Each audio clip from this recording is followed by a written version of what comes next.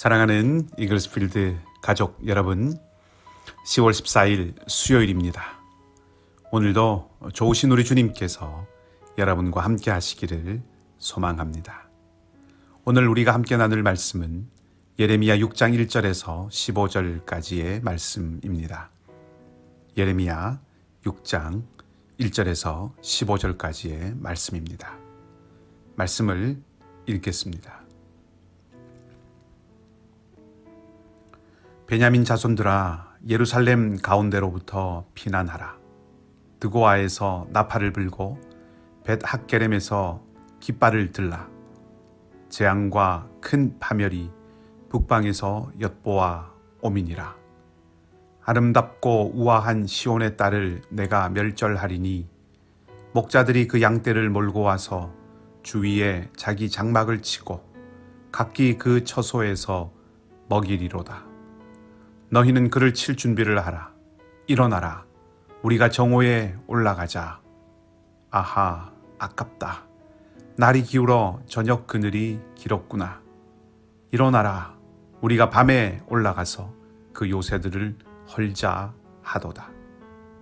만군의 여호와께서 이와 같이 말하노라. 너희는 나무를 베어서 예루살렘을 향하여 목책을 만들라. 이는 벌 받을 성이라. 그 중에는 오직 포악한 것뿐이니라. 샘이 그 물을 솟구쳐냄 같이 그가 그 악을 드러내니 폭력과 탈취가 거기에서 들리며 질병과 살상이 내 앞에 계속하느니라.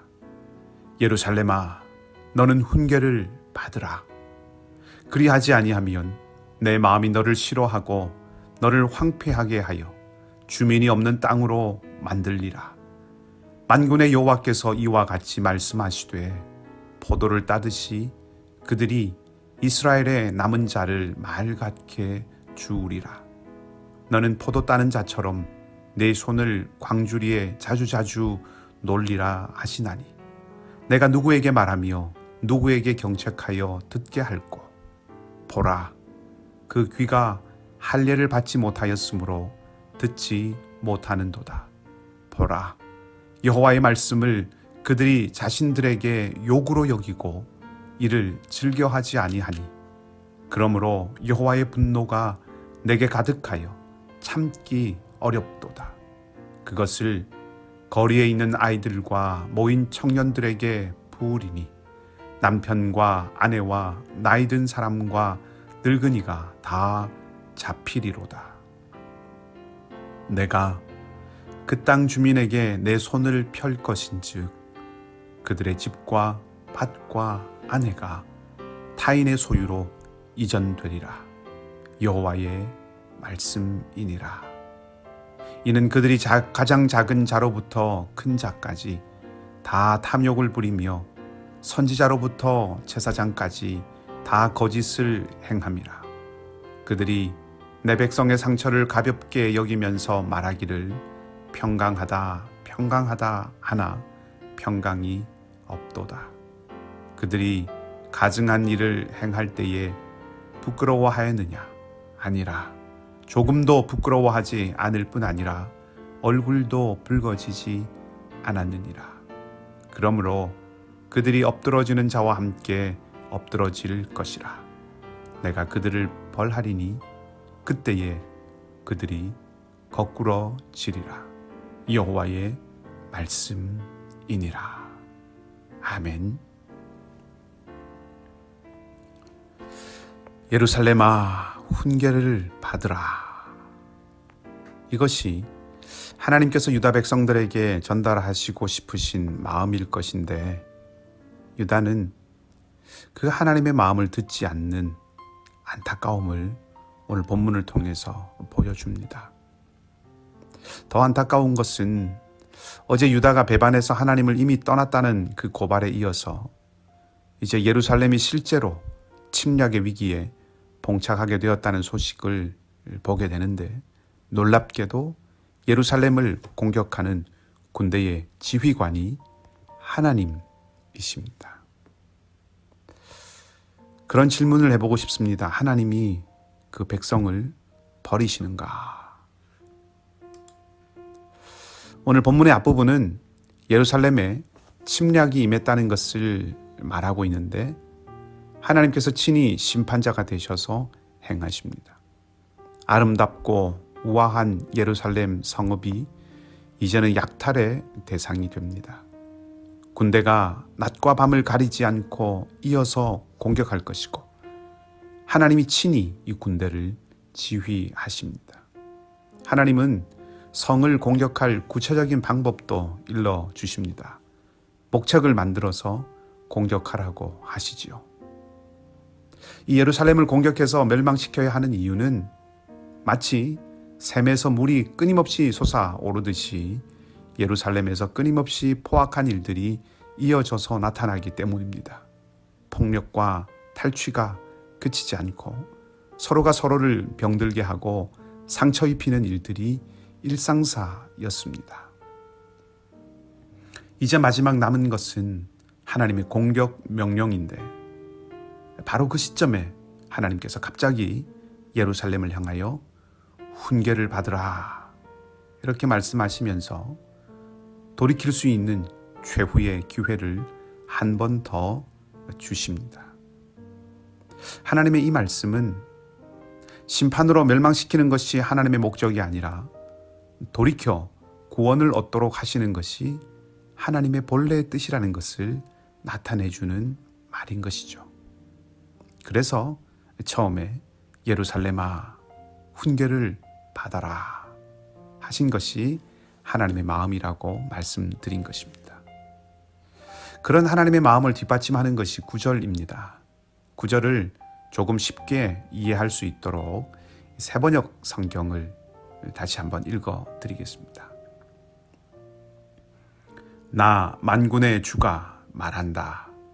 농부가 포도나무에서 포도송이를 다 따내듯이 적군이 이스라엘의 남은 자들을 샅샅이 뒤져서 끌어갈 것이다.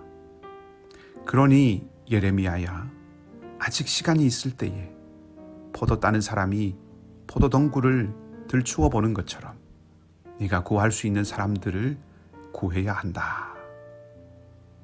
우리는 이 말을 통해서 마지막 순간까지 그 백성을 놓치지 않으시려고 하시는 그 하나님의 마음을 읽을 수 있습니다. 앞에서 이런 질문을 드렸습니다. 하나님이 그 백성을 버리시는가? 아니지요. 하나님은 그 백성의 불의함에도 불구하고 기회를 주시고 자비를 보이시고 불의한 자와 의로운 자를 함께 벌하시지 않으시고 의로운 사람을 건져내시는 공의를 지키시려는 하나님이십니다. 이제 아직 시간이 있을 때 구할 수 있는 사람들은 구해야 한다는 하나님의 그 요청 앞에 예레미야의 답변이 나옵니다. 안타깝게도 마지막 자비를 보이시는 그 하나님이 구해내실 수 있는 사람은 별로 없는 것이죠. 10절 이하를 보면 유다는 완악합니다. 그들의 귀는 할례를 받지 못해서 아무리 하나님의 말씀을 선포하고 경고하여도 유다 사람들에게는 하나님의 말씀이 한낱 비웃음거리만 되고 맙니다. 평강이라는 예언에 길들여져 있어서 심판과 멸망의 선포는 들을 수가 없고 이기적인 욕심과 탐욕의 길에 깊이 물들어 있어서 공평과 정의의 소리가 들리지 않는 것입니다. 그래서 하나님은 이들을 향하여서 심판을 선언하실 수밖에 없는 것이죠. 그런데 이 대목에서 우리가 주목해 볼 것은 하나님께서 예레미야를 통해서 백성들에게 거짓 예언을 하고 말씀으로 백성을 호도하는 그 선지자와 제사장들에게 더욱 초점을 맞추어서 심판을 선언하라고 말씀하시는 것입니다. 가증한 일을 범하면서도 부끄러움을 느끼지 않는 그 유다 사람들, 특별히 이들의 영적인 무감각함에 대한 책임이 종교 지도자들에게 있고, 그래서 그들에게 심판이 더욱 엄중하게 선언되고 있다는 것입니다. 유다 백성들을 하나님께서 택하셔서 당신의 백성을 삼으셨기 때문에, 그리고 하나님을 아는 백성이기 때문에 하나님은 하나님을 알지 못하는 사람들의 악행과는 비교할 수 없는 배신감과 아픔을 이 유다 백성들로부터 느끼셨을 것입니다. 가까운 사람들에게 더욱 상처를 받는 것과 같은 이치인 것이지요. 관계가 없는 사람들로부터는 충격이나 상처가 상대적으로 적습니다. 그러나 가까운 사람들에게는 더 깊이 상처를 받곤 합니다. 같은 맥락에서 하나님께서는 당신의 백성들에게, 이 유다 백성들에게 다른 어떤 민족들보다 더욱 큰 기대가 있는 것입니다. 그들로부터 영광을 받으시는 것이 더 기쁘신 것이지요. 그리고 그들의 배신이, 그들의 배반이 하나님께 더욱 뼈아픈 것입니다. 이 말씀을 오늘날 적용해 볼 때 1차적으로는 종교 지도자들이 깊이 새겨야 할 말씀이지만 동시에 우리 모두에게 주신 말씀입니다. 이 땅과 이 세대를 향한 영적 책임은 우리 모든 하나님의 백성들에게 주어진 것이기 때문입니다. 오늘날 이 땅과 이 세대 가운데 느끼시는 하나님의 안타까움도 어쩌면 이런 맥락에서는 하나님을 경외하고 믿는 자들에게 더욱 느끼실 수 있고, 그래서 더욱 책임을 물으실 수도 있습니다. 이런 생각은 저의 생각이 아니라 에스겔 선지자를 통해서 하나님께서 주신 말씀입니다. 결국 이렇게 생각한다면 우리의 하나님과의 관계도 생각해 보아야 하지만 우리가 이 땅과 이 세대를 향해서 무엇을 해야 할 것인가를 생각하지 않을 수 없습니다. 그것이 오늘 본문의 선지자와 제사장으로 대변되는 이 땅을 향한 영적 책임감을 가진 우리들이 놓치지 않아야 할 부분입니다. 하나님은 끊임없이 기회를 주시고 희망을 남겨두십니다. 훈계를 들으라고 기회를 그 마지막 순간에도 다시 주시는 그 하나님은 말씀의 선포자들에게 그 역할을 해줄 것을 기대하신 것입니다. 여전히 오늘날 이 땅에서 하나님의 말씀을 선포하고 하나님의 뜻을 오롯이 드러내고 살아가 줄 것을 하나님의 백성들에게 기대하고 계시다는 것이죠. 하나님의 백성들이 포장된 평화가 아니라 참으로 하나님께서 원하시는 것을 드러내며 선포하며 살아가기를 원하시는 것입니다.